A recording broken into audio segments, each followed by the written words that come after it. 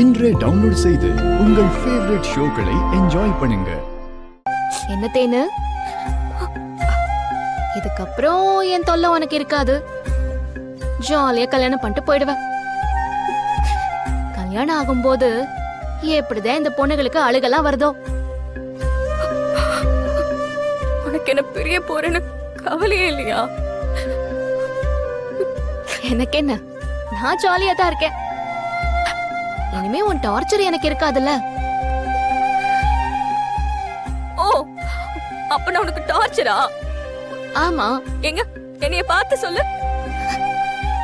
சொல்லுடி. அக்கா, மீனாட்சி, அழாதடி. அக்கா,